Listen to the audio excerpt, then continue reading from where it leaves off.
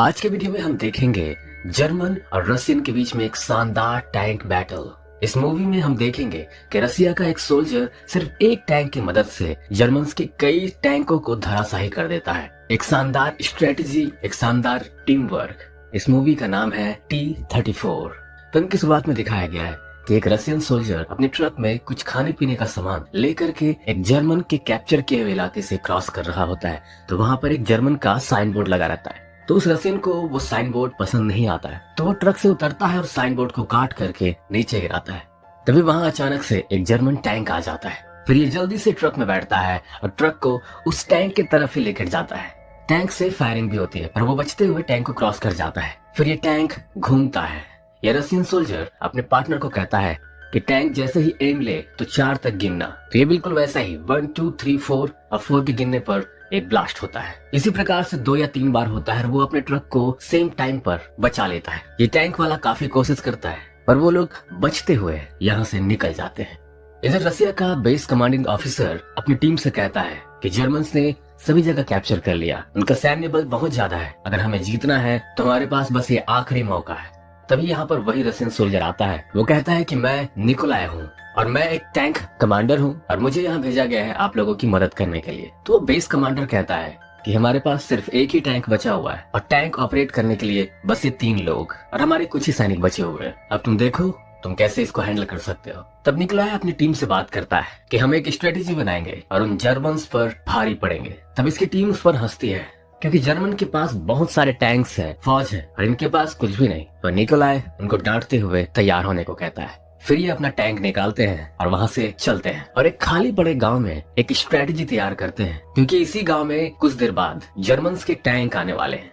तो निकोलाई पहले से तैयार हो जाता है कुछ सोल्जर्स और अपने एक टैंक को लेकर के। फिर दिखाया जाता है कि जर्मन्स अपने 8 टैंकों के साथ में और कुछ सोल्जर्स के साथ में वहाँ पर आते हैं। जर्मन्स के इस टुकड़ी का कमांडर होता है क्लाउस, जो एक टैंक कमांडर भी होता है। वो लोग जब गांव की तरफ बढ़ते हैं तो क्लाउस को थोड़ा सा डाउट होता है कि पक्का इस गांव में कुछ तो है, तो वो अपनी टुकड़ी को रुकने को कहता है। वैसे तो ये गांव खाली करा दिया गया है, जंग के दौरान ऐसे गांव खाली करा दिए जाते हैं। निकोलाई देखता है कि जर्मन्स की टुकड़ी रुक चुकी है, तो वो एक चाल चलता है, एक नकली टैंक होने का वहाँ पर नाटक करते हैं। तो क्लाउस उस ट्रैप में फंस जाता है। उसे लगता है कि वहाँ पर एक टैंक छुपा हुआ है। फिर वो अपनी एक टुकड़ी को उधर जाने को कहता है और निकोलाई को इसी बात का इंतजार रहता है। तभी वो फायर करता है और एक साथ 2 टैंक को उड़ा देता है और यहाँ पर शुरू होती है एक टैंक बैटल और पैदल सैनिकों का फायरिंग्स। यहाँ पर निकोलाई द्वारा एक शानदार स्ट्रेटेजी बैटल दिखाया गया है, जिसमें निकोलाई छुप छुप कर एक एक करके जर्मन्स के टैंक्स को उड़ाता जाता है। निकोलाई की टीम काफी खुश है, क्योंकि उन्होंने सोचा भी नहीं होगा कि वो एक साथ इतने सारे टैंक्स को डिस्ट्रॉय कर सकते हैं। इधर जर्मन के लगभग सभी टैंक्स तबाह हो चुके हैं, सिर्फ एक को छोड़ करके, जिसको क्लाउस ऑपरेट कर रहा है। क्लाउस को भी काफी इंटेलिजेंट दिखाया गया है। फिर अब 2 इंटेलिजेंट टैंक कमांडर के बीच में वॉर होता है। ये टैंक बैटल काफी शानदार होता है। दोनों का कुछ समय तक बैटल होता है। इसके बाद दोनों टैंक लगभग खराब हो चुके हैं। दोनों ही कमांडर टैंक से बाहर निकलते हैं। निकोलाई अपने दोस्त स्टेपन को बाहर निकालता है क्योंकि वो घायल हो चुका है और इधर क्लाउस के हाथ में एक गन दिखाया गया है। क्लाउस निकोलाई पर गन फायर करता है। अब इसके बाद दिखाया गया है सीधे 3 साल बाद। जर्मन्स ने अभी लगभग पूरे इलाके पर कैप्चर कर लिया है। यहाँ पर एक ट्रेन आती है जिसमें से रशियन सोल्जर्स जो कि कैदी हैं वो बाहर निकलते हैं। तभी वहाँ जर्मन का कमांडर उनसे कुछ कहता है और वहाँ एक लड़की रहती है जो इन बातों को रशियन में ट्रांसलेट करती है। वो लड़की रशियन लड़की है और इसका नाम है आन्या। वो चीफ कमांडर कहता है कि तुम लोग आज से हमारे कैदी हो, अगर किसी ने कुछ भी गड़बड़ करने की कोशिश की तो उसे मार दिया जाएगा। आज से तुम्हारी टोपी हमारे पैरों के नीचे रहेगी। ऐसा बोल करके सबको वो नीचे लेटने को कहता है। सभी लेट जाते हैं, बस एक को छोड़ करके। ये व्यक्ति और कोई नहीं, ये निकोलाई है। तो चीफ कमांडर इसके इस बदसलूकी की वजह से इसको बहुत मारता पीटता है।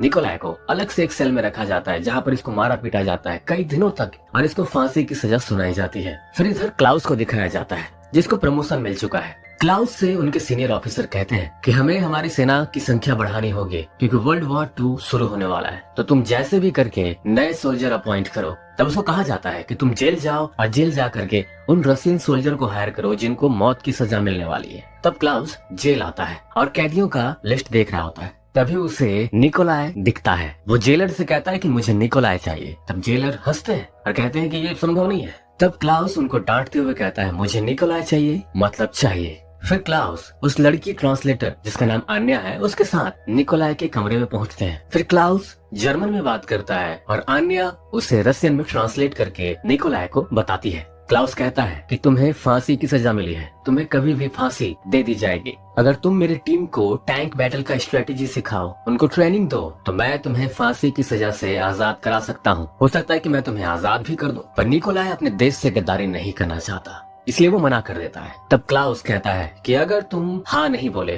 तो मैं इस ट्रांसलेटर को मार दूंगा। फिर वो गिनना शुरू करता है 1 2। ट्रांसलेटर काफी डर जाती है। तब निकोलाय मजबूरी में हाँ बोल देता है। अगले सीन में दिखाया गया है कि ग्राउंड में सभी कैदियों को एक साथ इकट्ठा किया जाता है। फिर कुछ कैदियों को सामने बुलाया जाता है जिनको टैंक चलाने का कुछ एक्सपीरियंस है। इसमें दिखाया जाता है कि निकोलाय का एक पुराना दोस्त जिसका नाम स्टीफन है वो भी है। तभी वहाँ निकोलाय आता है। उन लोगों में से 3 लोगों को सेलेक्ट करता है, जिसमें से वो स्टेफन को भी सेलेक्ट करता है। इनमें से एक जिसका नाम डेमियान है वो निकोलाय को पसंद नहीं करता है। उसे लगता है कि निकोलाय देश से गद्दारी कर रहा है। फिर क्लाउस उनको एक टैंक दिखाता है जो रशियन टैंक ही है जिसका नाम है T-34।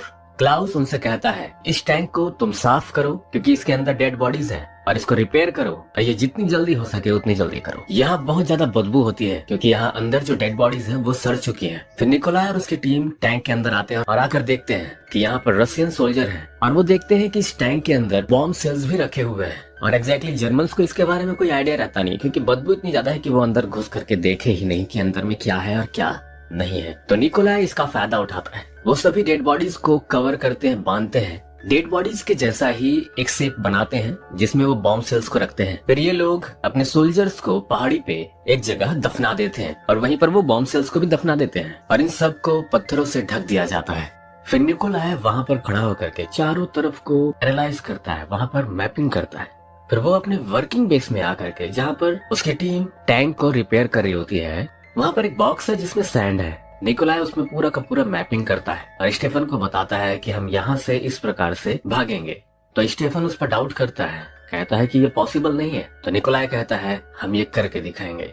अगले सीन में क्लाउस निकोलाय और उस लड़की यानिया को मिलने के लिए बुलाता है। यहाँ क्लाउस निकोलाय को उस जगह की मैपिंग को समझाता है, जब ट्रेनिंग होगी तो तुम्हें हेल्प मिलेगी। पर निकोलाय के दिमाग में तो इस एरिया का मैपिंग पहले से हो चुका है, इसलिए वो क्लाउस की बात को ध्यान नहीं देता और वो सिर्फ आन्या को देखता रहता है। फिर क्लाउस जब अपने मैप को ड्रॉयर में रख रहा होता है तो आन्या और निकोलाय दोनों उसको गौर से देख रहे होते हैं क्योंकि निकोलाय को उस मैप की आवश्यकता है। फिर उसके अगले दिन जब निकोलाय अपने वर्किंग बेस में टैंक को रिपेयर कर रहा होता है तब वहाँ पर आन्या आती है और निकोलाय को एक साबुन देती है जिसमें उस कमरे का और ड्रॉयर का चाबी का निशान होता है और कहती है जितना जल्दी हो सके तुम इसकी चाबी बनाकर मुझे दो। अब टैंक बन चुका है तो उसकी परफॉर्मेंस दिखाने को कहता है क्लाउस। तो निकोलाय और उसकी टीम टैंक को बाहर निकालती है और उसको परफॉर्मेंस करके दिखाती है।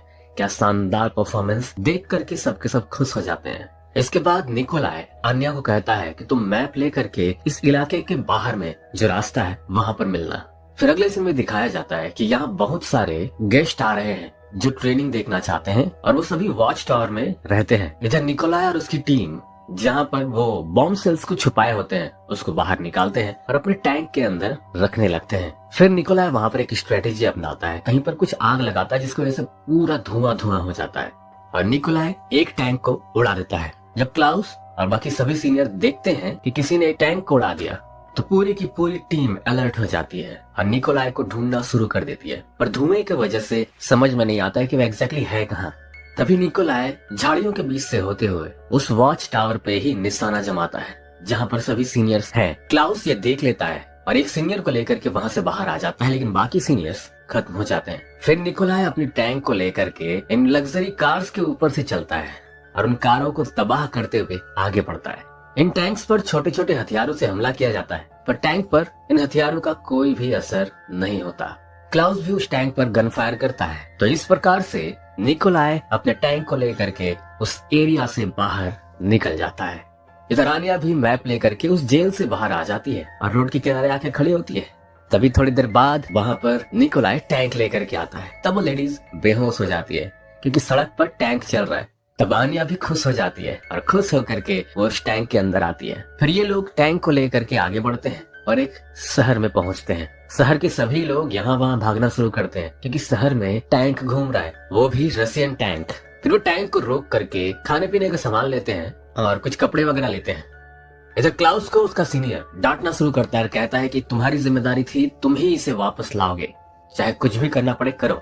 फिर सब के सब उसे पकड़ने की तैयारी करते हैं। निकोलाई को एग्जैक्टली चेकोस्लोवाकिया जाना होता है क्योंकि वहाँ पर जर्मन्स की फौज है, लेकिन बीच में एक छोटा सा गांव पड़ता जिसको उसे क्रॉस करना होगा। और ये बात रशियंस को भी पता है कि अगर वो एक बार चेकोस्लोवाकिया पहुंच गया तो फिर हम उसे नहीं पकड़ पाएंगे। इसलिए जंगल के बीच में रास्ते में कुछ मशीनरीज लगा करके उसे रोकने की कोशिश करते हैं। निकोलाई के टैंक पर हमला होता है तो निकोलाई अपना टैंक जंगल की तरफ ले जाते हैं और टैंक को घुमा करके जंगल के डीप अंदर ले जाते हैं। फिर क्लाउस एक प्लेन के जरिए ये देखने की कोशिश करता है कि एग्जैक्टली निकोलाई किधर है, वो कौन से रास्ते से जा रहा है। फाइनली क्लाउस को रोड में टैंक के निशान दिखते हैं और वो समझ जाता है कि एग्जैक्टली निकोलाई कहाँ पर हो सकता है। फिर क्लाउस अपनी टीम से आकर कहता है कि हमें वहां जाना है, तैयार हो जाओ। अब रात हो चुकी है तो टैंक को लेकर के वो एक झील किनारे रुकते हैं और सभी को नहाने का मन करता तो सभी के सभी झील में उतर करके नहाते हैं। फिर वो रात वहीं रुकने का डिसीजन लेते हैं, लेकिन आधी रात को निकोलाई को कुछ आवाज आता है टैंक्स का। फिर वो समझ जाता है कि रशियंस को हमारे यहाँ होने का पता चल चुका है, तो वो सभी के सभी वहाँ से जाने की तैयारी करते हैं। पर अब वो आनिया को अपने साथ लेकर के नहीं जाते। निकोलाई आनिया को कहता है कि तुम पैदल जाओ और तुम हमारा इंतजार उस गांव के बाहर में करना। अब ये लोग यहाँ से टैंक लेकर के उस छोटे से गांव में पहुंचते हैं, पर यहाँ पर क्लाउस और उसकी टीम टैंक्स के साथ तैयार है। जब ये गांव में टैंक लेकर के आगे बढ़ रहे होते हैं तब क्लाउस का टैंक उस पर हमला करता है। निकोलाई जैसे तैसे बचते हुए दूसरे रास्ते पर कट जाता है। तब वहाँ एक और टैंक रहता है। निकोलाई के टैंक में काफी लिमिटेड बॉम्ब सेल्स हैं, तो उनको ध्यान से अपने एक एक बॉम्ब सेल्स को यूज करना होगा। तो यहाँ पर जो बॉम्ब सेल यूज किया जाता है वो ग्राउंड में टकरा करके टैंक के अंदर घुस जाता है, टैंक को ब्लास्ट कर देता है, जिससे क्लाउस उसके पीछे नहीं आ पाता क्योंकि रास्ता ब्लॉक हो चुका है। फिर निकोलाई थोड़ा आगे जाता है तो वहाँ पर दो रास्ते डाइवर्ट हुए हैं। तो निकोलाई टैंक से उतर करके देखता है वहाँ पर कहाँ कहाँ टैंक है। तो वो देखता है कि पीछे भी टैंक है, लेफ्ट में भी टैंक है और सामने भी टैंक है। तो ऐसी सिचुएशन में वो आगे जा ही नहीं सकता क्योंकि तीन टैंक से सामना करना उसके बस की बात नहीं है। और एग्जैक्टली वो टैंक्स उसका इंतजार ही कर रहे होते हैं। तो निकोलाई अपने टीम को आकर के बताता है कि एग्जैक्टली ये सिचुएशन है, अगर कोई एक टैंक को हम डाइवर्ट कर सके तो हम यहाँ से उस दीवार को तोड़ करके बाहर निकल पाएंगे। तो उनमें से एक जिसका नाम डेमियान है वो कहता है कि मैं जाऊंगा, और वो एक ग्रेनेड लेता है और वहां से बाहर निकलता है और एक टैंक पर जंप करके थोड़ी सी मारपीट करता है और ग्रेनेड को टैंक के अंदर डाल देता है, जिससे एक ब्लास्ट की आवाज आती है। और फिर तुरंत ये लोग टैंक स्टार्ट करते हैं और इस दीवार को तोड़ते हुए दीवार को क्रॉस कर जाते हैं। और इधर जो दो टैंक्स रहते हैं वो चाह करके भी निशाना नहीं लगा पाते। और जैसे ये दीवार को तोड़ करके एक दीवार क्रॉस करते हैं, देखते हैं कि ठीक उनके सामने में एक टैंक है और दोनों एक दूसरे को एम में लेने के लिए अपने टैंक को रोटेट करते हैं। पर निकोलाई राइट टाइम पे उस पर फायर करता है और उसे डिस्ट्रॉय कर देता है। तभी वहां एक और टैंक आता है और क्लाउस का भी टैंक आता है। जब ये दूसरा टैंक निकोलाई के टैंक पर हमला करने वाला होता है तभी उस टैंक को उड़ा दिया जाता है। फिर दिखाया जाता है कि इस टैंक को निकोलाई ने डिस्ट्रॉय नहीं किया। फिर दूर एक टैंक है जिसमें निकोलाई का दोस्त डेमियान है, जो उस टैंक को चला रहा है जिसमें वो ग्रेनेड फेंका था। इसमें दिखाया जाता है कि डेमियान भी काफी जख्मी है, उसका एक हाथ खराब हो चुका है, वो सिर्फ एक ही हाथ से यूज कर रहा है अपने टैंक को। तब क्लाउस उस टैंक पर एम करता है और उस टैंक को डिस्ट्रॉय कर देता है। एक बार फिर निकोलाई और क्लाउस का टैंक आमने सामने होता है। निकोलाई और क्लाउस दोनों बाहर निकलते हैं। निकोलाई क्लाउस से 5 मिनट मांगता है। इतने में निकोलाई अपने दोस्त डेमियान को उस टैंक से बाहर निकाल कर ले आता है। वो जिंदा है, बस घायल हो चुका है। फिर अगला सीन दिखाया जाता है, एक ब्रिज के ऊपर क्लाउस निकोलाई का इंतजार कर रहा होता है। तभी वहां निकोलाई का टैंक आता है। क्लाउस के पास बॉम्ब सेल्स की भरमार है, तो वो एक के बाद एक बॉम्ब सेल्स का इस्तेमाल करता है निकोलाई के टैंक के ऊपर। बट निकोलाई के पास सिर्फ एक ही बॉम्ब सेल्स है, इसे वो राइट टाइम में यूज करना चाहता है। इसीलिए वो अपने टैंक को कभी लेफ्ट तो कभी राइट बचाते हुए आगे बढ़ रहा होता है। निकोलाई का टैंक भी काफी डैमेज हो चुका है, उसके पहिए के चिन्ह निकल चुके हैं, बट निकोलाई आगे बढ़ता जाता है। और जब परफेक्ट टाइम आता है तो क्लाउस के टैंक पर बॉम्ब सेल से फायर करते हैं। फिर वो क्लाउस के टैंक को धक्का दे करके ब्रिज के एकदम किनारे पे ले आते हैं। क्लाउस पूरा घायल हो चुका है, वो टैंक से बाहर निकलता है। टैंक किसी भी वक्त ब्रिज से नीचे गिर सकती है। निकोलाई गन लेकर के बाहर निकलता है, बट वो उसे गोली नहीं मारता। क्लाउस एक आखिरी बार निकोलाई से हाथ मिलाता है और वो टैंक नीचे गिर जाता है और क्लाउस की मौत हो जाती है। अगले सीन में दिखाया जाता है कि आन्या एक मैदान में निकोलाई का इंतजार कर रही होती है। तब वो देखती है कि निकोलाई और उसकी टीम आ रहे हैं पैदल पैदल। ये लोग डेमियान को अपने हाथों में लेकर के आ रहे होते हैं। सब मिलते हैं और ये मूवी यहीं खत्म होती है। ये सभी के सभी अपने अपने घर चले जाते हैं। दोस्तों, उम्मीद करता हूँ आप लोगों को ये मूवी, ये कहानी अच्छी लगी हो, और अगर अच्छी लगी तो लाइक और चैनल को सब्सक्राइब जरूर करें।